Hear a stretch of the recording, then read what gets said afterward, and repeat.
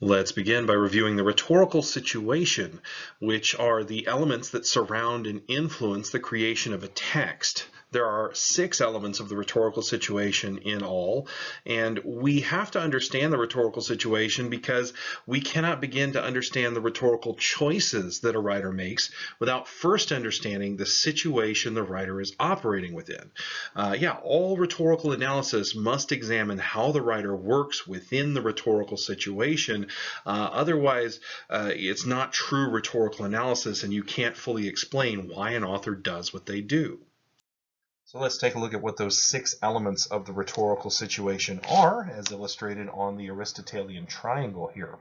So first of all, we have the writer, which is whoever is uttering or writing the text, who is doing the persuading. We have the message, which is what the writer's communicating to the audience. The audience is our third element here. That's whoever the writer is trying to persuade. Then we have context. Context is the literal when and where the text is being created or delivered in the case of a speech. That's different from historical context that you guys learn in your history classes, which is much broader than that. Remember, in rhetoric, context is just the literal when and the where. College Board also includes 2 other elements as part of rhetorical situation that you need to know. You need to know exigence, which are the events or conditions that inspired the writer to create the text, and then purpose, which is what the writer ultimately hopes to achieve by writing the text. The Aristotelian triangle is really good at illustrating how these elements relate to one another. As you can see, writer, message, and audience form a triangle here because they are all interconnected, with context, the circle affecting all elements as well. Exigence and purpose, those are really things that exist outside of those elements, but College Board does include them as part of the 6 elements of the rhetorical situation. Next, let's review rhetorical constraints, which are those conditions of the rhetorical situation which work to shape the rhetoric of a text, meaning the elements that help shape what a writer does to persuade. Rhetorical constraints arise from the relationships between the writer, message, audience, and context. They really don't have anything to do with exigence and purpose, not directly anyway. And there's 2 different types of rhetorical constraints you need to know. Rhetorical obstacles, which are those constraints which inhibit the writer from achieving their purpose, and rhetorical advantages, which are constraints which help the writer achieve their purpose.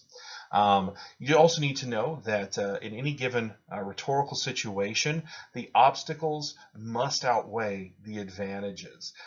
Because if the writer had more stuff helping them than inhibiting them in persuading their audience, there would be no need for them to persuade. The audience would already be pretty much in alignment with the writer, that is. So that's why we really don't study texts like Donald Trump speeches, because they're not rhetorically interesting at all, because his audience already agrees with everything he says. And so that's why when we study rhetoric, we're going to look for more obstacles than advantages, because the texts that we study are going to be actually well written, that sort of thing. When you're looking for rhetorical constraints in a text, it's a good idea to come back to our Aristotelian triangle here, because those constraints arise from the relationships of the first 4 elements of the rhetorical situation here. For instance, you can look for the writer and message and what the relationship between those 2 concepts are, who the writer is versus what they're saying. Based on that relationship there, what kind of obstacles can creep up or is the writer facing rather, and what kind of advantages might be helping them. Typical writer message obstacles rather are going to come from when there's a disconnect between the writer and what they're saying. Perhaps they're not an expert in what they're saying, or perhaps what they're saying disproportionately benefits them as opposed to their audience, those kinds of things. We also have message audience obstacles and advantages. Typical message audience obstacles would be the message is something the audience is unfamiliar with or disinclined to go along with for whatever reason, things like that. Then lastly, we can have constraints that arise from the writer-audience relationship. A writer-audience obstacle, for instance, would be something where the writer is perhaps unknown to the audience, like there's no reason for them to trust them, or perhaps the writer is hated by the audience. That's another obstacle that get in the way, or maybe they're just generally mistrusted. Perhaps there's a discrepancy, like a power discrepancy, that sort of thing. An authority figure speaking to the people they're in charge of. Usually, that's not very relatable, and so there's kind of a writer-audience obstacle there. But that's really where you look for when you're trying to find rhetorical obstacles, and you look in the same place for advantages. One quick note, the context circle does affect all of those relationships. So what might be a writer message obstacle at one point in time in one place might not be such an obstacle at another time and place. And that's just because, hey, things change over time and across different places. So that's how you look for rhetorical constraints in a rhetorical situation.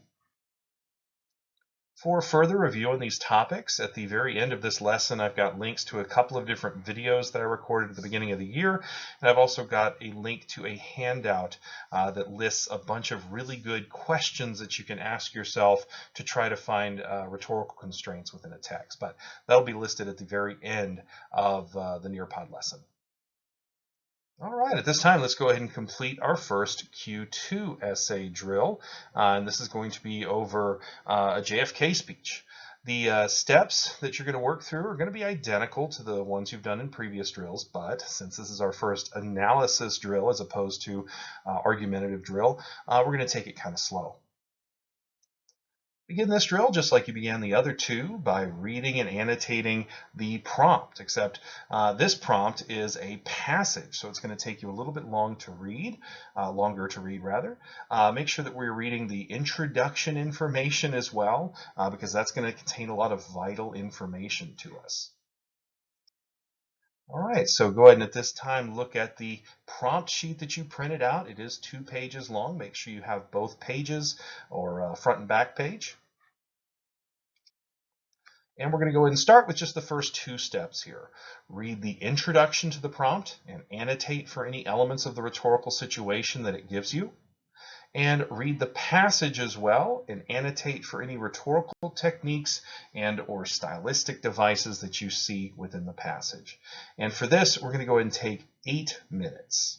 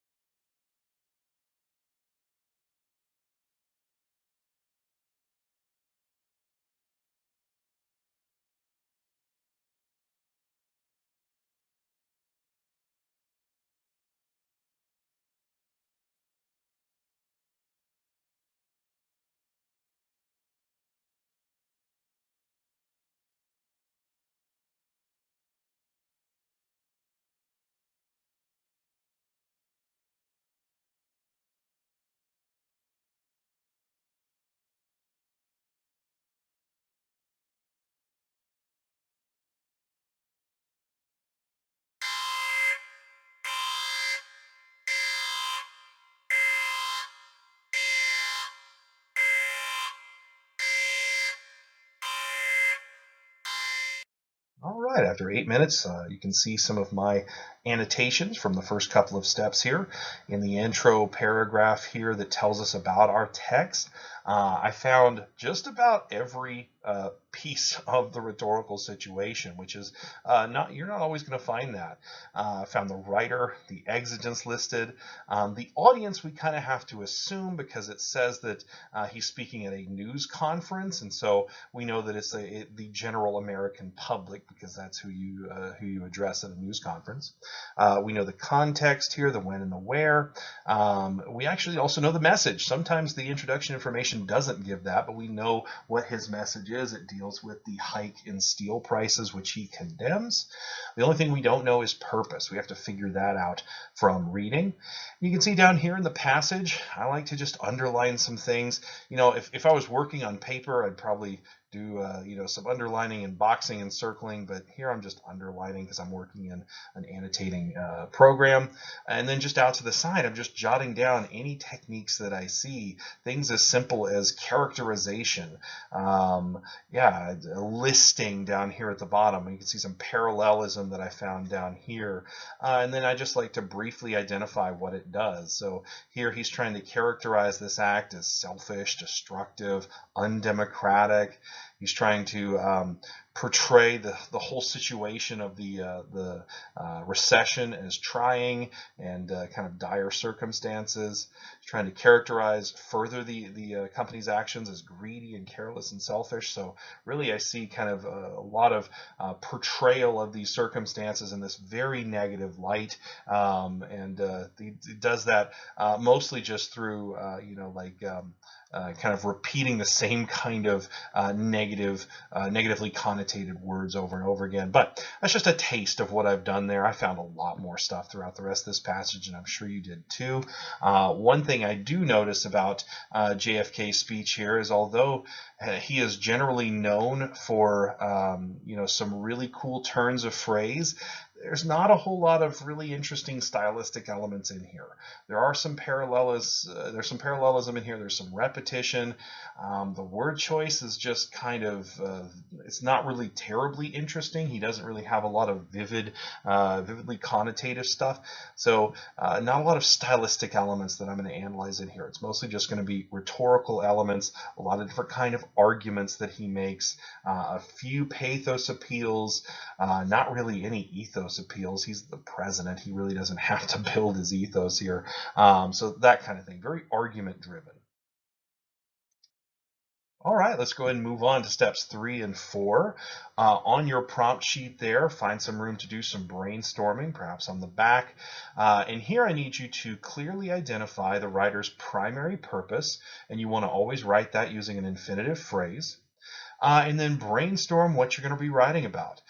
You know that you need to identify a single rhetorical obstacle to base your analysis on.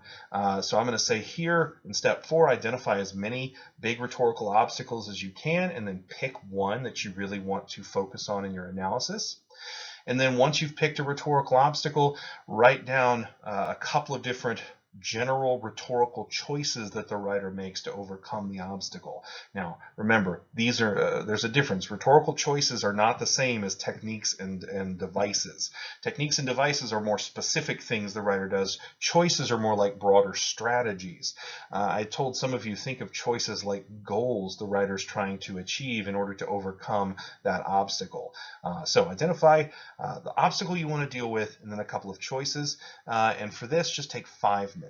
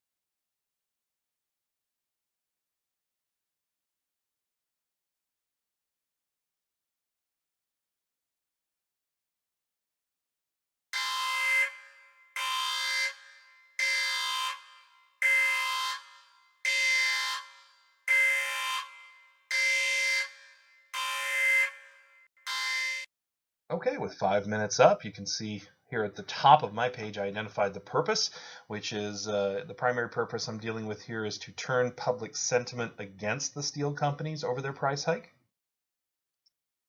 And then at the end of the back of the prompt sheet here, I've got some obstacles that I listed out. Some are kind of connected. The public is very much unaware of the impact of this. That's pretty apparent by all the explanation he has to do of, hey, how this is going to impact us. Because not a lot of people think about the prices of steel. Let's be honest. The American public is largely disconnected from that. So he has to show them how they are in fact affected by it. That's another obstacle that comes with it. The public is going to be generally apathetic toward this, and so he's got to find a way to make them care. Also, the steel industry itself is kind of one of those celebrated industries in America. I mean, you think of like, who built America supposedly are those, the robber barons or whatever of the late 19th, early 20th century, and you think of the big steel magnates, that sort of thing. So it's kind of this celebrated American industry. And then finally, this is the one I ended up going with. What he's proposing here, or what he's condemning here rather, is something that's a part of capitalism. Raising prices to meet demand, to see what the market will bear. That's just capitalism, and he is condemning that here. And so his message could come off as socialist. I'm sure a lot of his political enemies will use that against him. And so his audience is probably going to be very wary of going along with a message that could be perceived as socialist, especially considering the circumstances of this time with America and the Cold War and all that. So I'm going to go with that one, that's his obstacle there, that his audience are going to be very wary about the socialism within his message.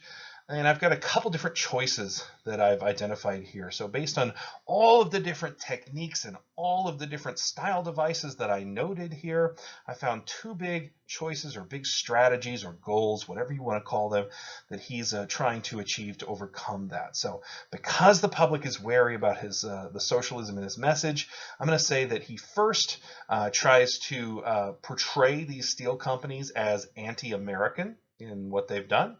And then second, he tries to portray the regulation of this industry and the need to regulate them as American, as protecting American values and freedoms, that sort of thing. So those are going to be my two big choices that I'm going to analyze in my essay.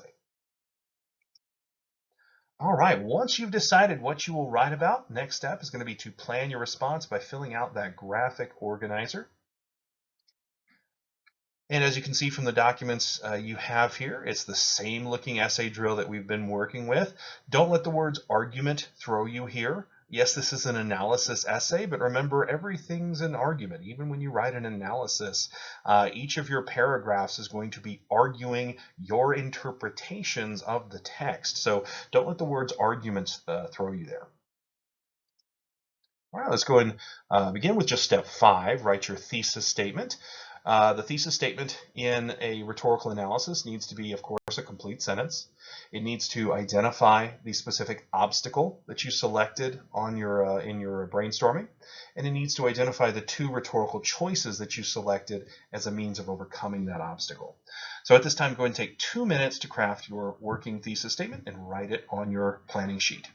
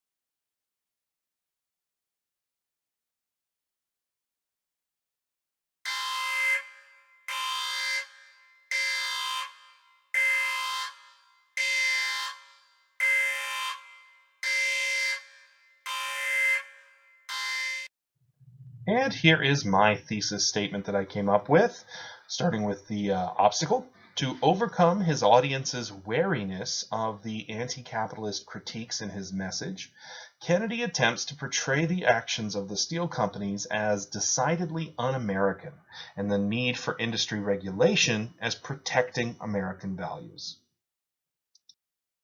Next, let's go ahead and outline that first argument paragraph, which, remember, don't let the word argument throw you here. I'm going to outline our priming paragraph here. The priming paragraph in a rhetorical analysis needs to begin with a claim that identifies the rhetorical obstacle you selected, continue with explanations of why the obstacle exists, which means how it arises from the elements of the rhetorical situation. And finally, this paragraph needs to conclude by explaining why it's necessary for the writer to overcome this obstacle in the first place. Why do they have to overcome this in order to achieve their primary purpose? And for this, we're going to take the typical 5 minutes to plan this.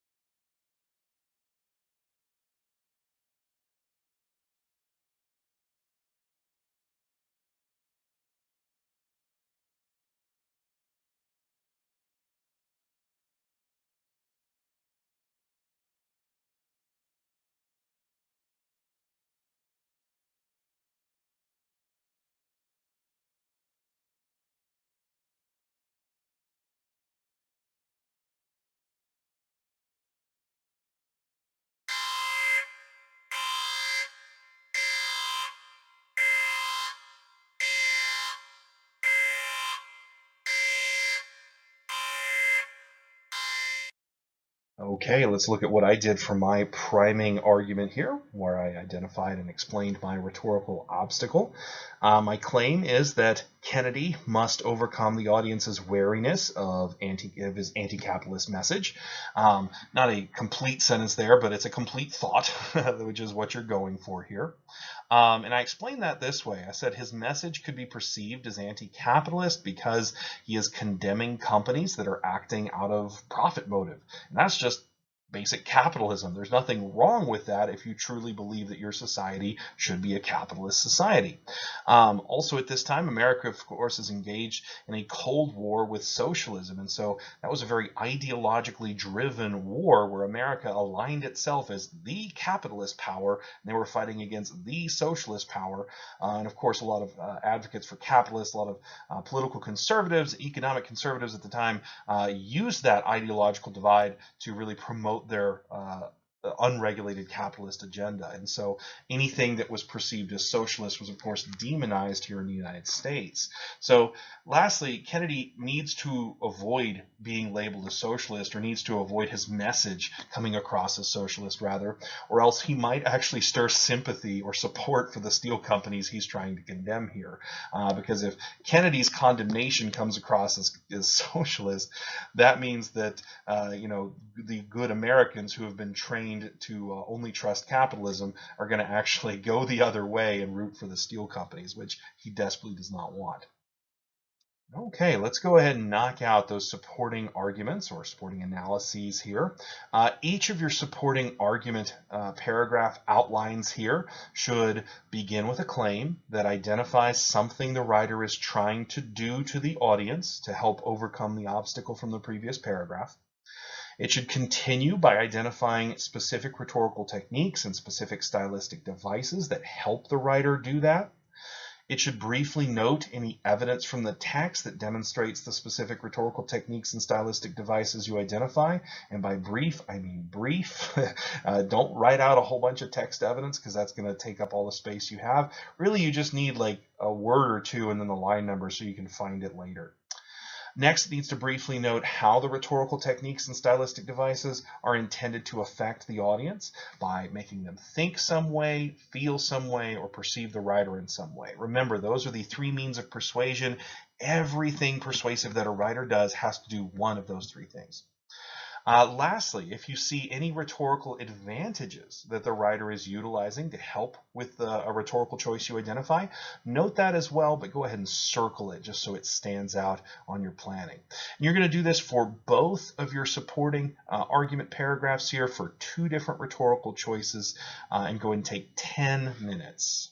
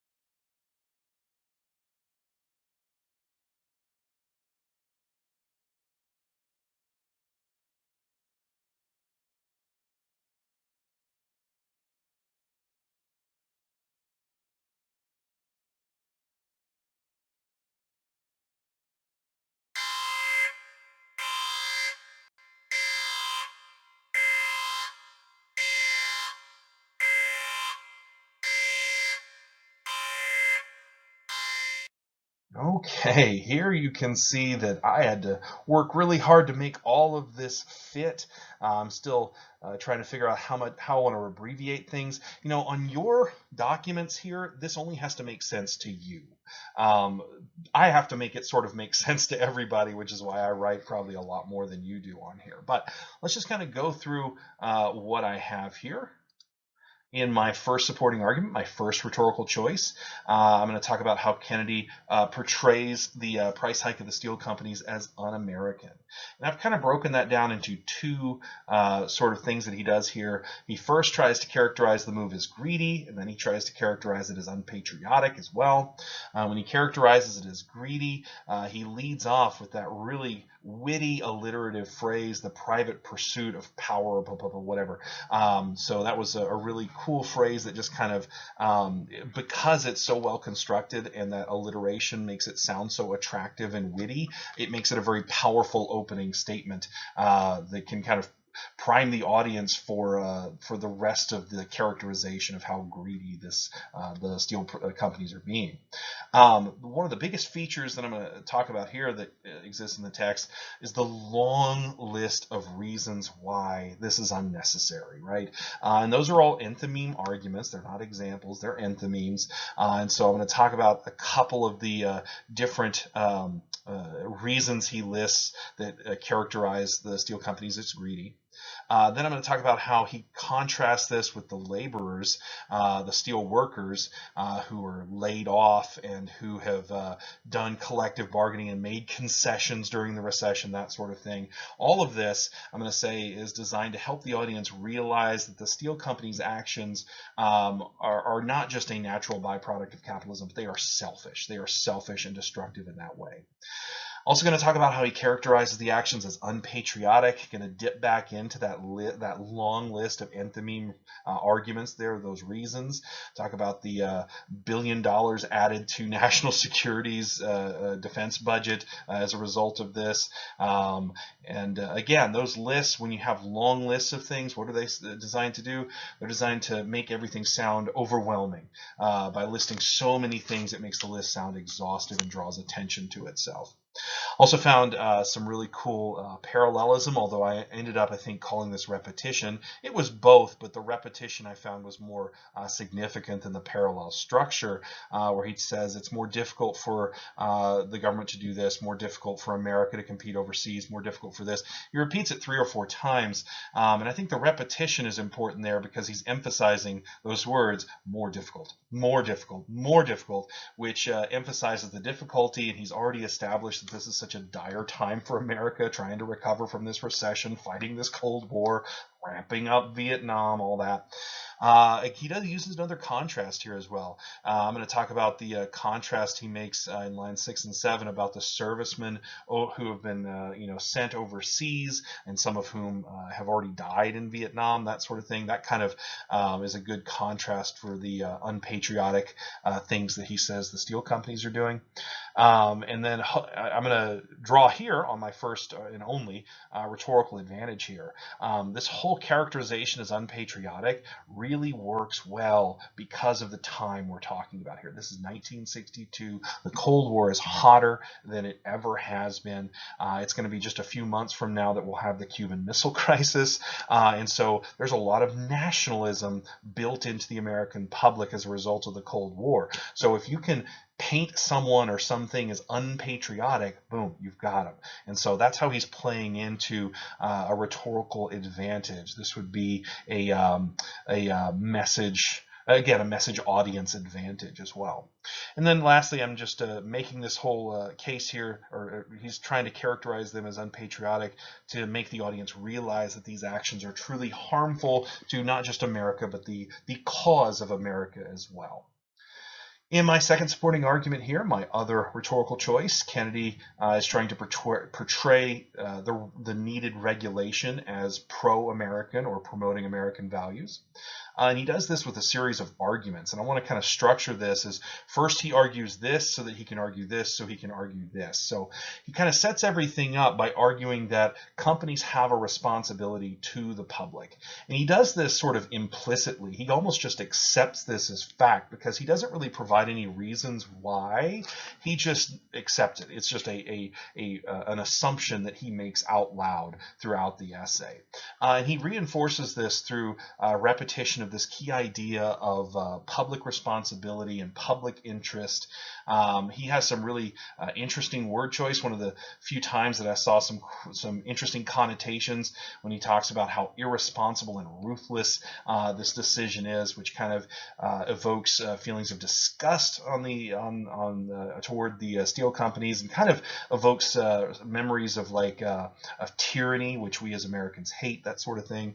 Has a really cool use of antithesis in line 10, where he talks about the pursuit of private power versus the needs of public something. I don't remember the exact words, but I wrote it down.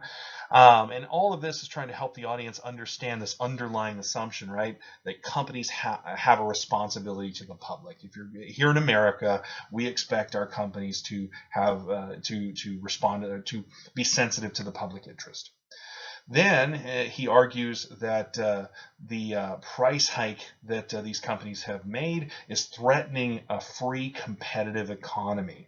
It's an implied argument that he makes in 47 and 48 when he just kind of casually mentions that the Department of Justice is investigating whether or not this is the sort of things like monopolies that would kind of harm competition within a free market.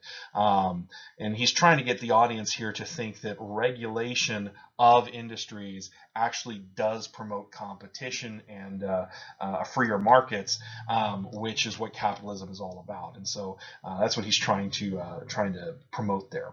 Lastly, based on these two things he established, he uses those to argue that the regulation he's calling for is reasonable. He does most of this in the last paragraph or two, where he makes that wonderful concession that we don't regulate our economy unless these very strict senses, and then he rebuts that, saying, but we do regulate it when it threatens this, because we expect that, or American people have a right rather to expect something in return.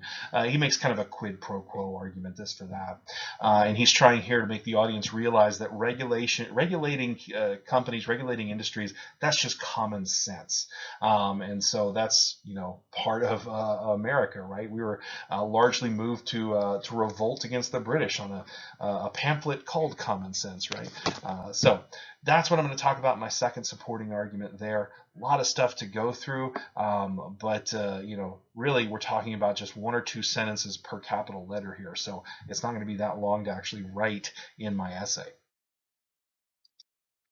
All right, let's go ahead and move on to the very last part of our planning. Note what you're going to close out your essay with.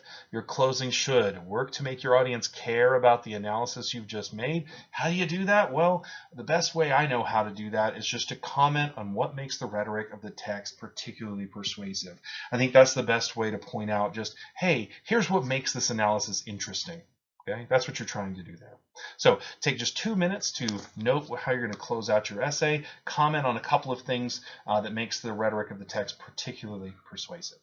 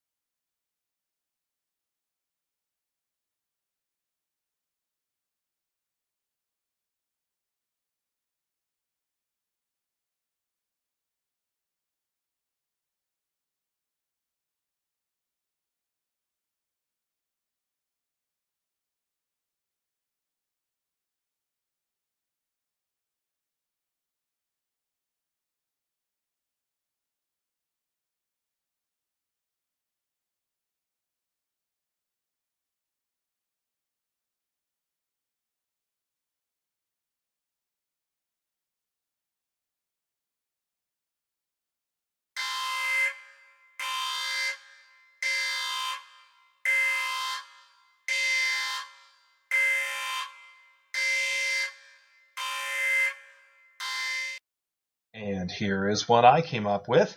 I'm going to talk about the way Kennedy uses the same rhetorical trick that people have used to prop up unchecked capitalism over the last 100 years. He uses the same rhetorical tricks to criticize it here. People who have propped up capitalism have turned it into this very overly simplified issue, an us versus them issue. Capitalism equals God and socialism equals Satan kind of issue. And I'm not exaggerating there. That's what hopefully some of you learned in your history classes, because that's how we truly felt throughout the 20th century. And so he actually borrows that rhetorical trick and makes a very black and white issue of his own, doesn't he? He says that what these companies have done is decidedly un-American. It's bad for America, and reeling them in and making them change through regulation is decidedly promoting American values, that sort of thing. Okay, now that we've planned our response, we're going to compose an intro paragraph for what would be our essay. So turn your planning sheet over. You should have some lined page here.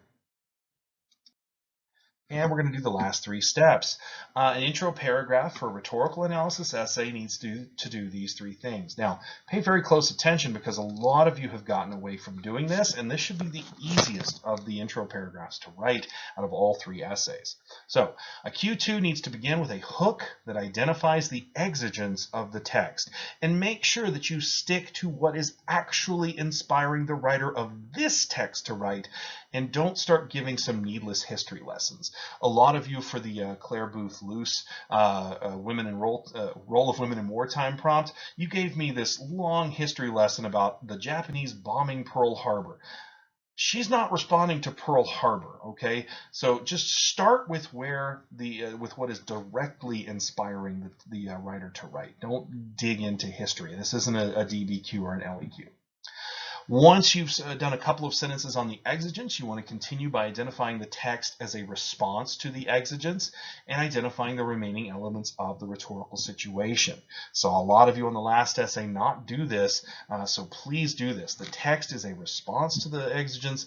You've got to identify the rest of those other 5 elements of the rhetorical situation, and then finish with your thesis statement. All right, go and write your intro paragraph at this time. Take 8 minutes.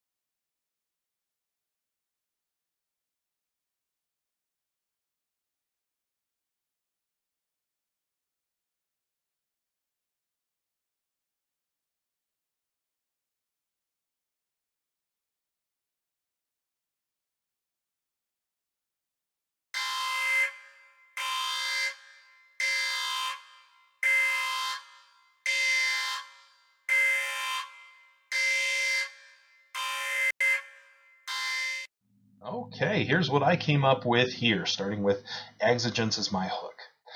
In the spring of 1962, as the U.S. economy was recovering from a recession, United States Steel, along with other steel companies, raised their prices by 3.5%. Understanding the harms such a price hike would have on everything from slowing the economic recovery to hamstringing national security in the midst of the Cold War, President John F. Kennedy delivered a statement to the American people at a news conference on April 11, 1962, in which he condemns the price increases and seeks to turn public sentiment against the corporations responsible for them.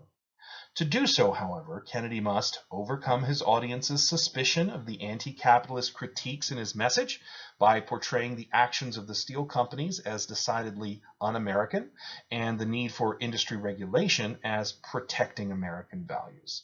All right, so starting off with my exigence there, just the one sentence is all I need. And then my transition sentence here is kind of a long sentence, but I've phrased it as a response to the exigence here. Understanding this is the situation, the writer does this. I made sure to identify the audience, the context, the message, and the purpose. And then I got into my thesis here, which started with that obstacle and then listed two rhetorical choices he uses to overcome that obstacle.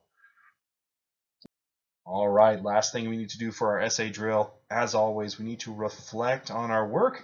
We're going to complete a couple of quick activities and respond to some questions over what we did. There's no room to do that on the documents, unfortunately, so you're going to have to use notebook paper for your reflection responses this time. I'm sorry, there's just no room on this prompt sheet. Okay, I'm not going to do a timer for this. Go ahead and pause the video to respond to these reflection questions. And when you're finished, resume the video and I'll show you how I marked up my documents. All right, so in question 1 of the reflection, it asks you to highlight the 6 elements of the rhetorical situation in your introduction there. And here I have it, 1, 2, 3, 4, 5, 6. Exigence, writer, audience, context, message, and purpose there. So I've got all 6. I made sure to get them all in my introduction before my thesis there. The second question asks you to highlight the claim that you make in your priming paragraph here, making sure that it identifies a specific, like one specific obstacle, which mine does, and then making sure the rest of it helps explain that obstacle, and lastly, explains why it's necessary to overcome the obstacle. And then question 3 asks you to highlight the 2 claims from your supporting arguments and make sure that both of those directly work to overcome the obstacle here, and they do.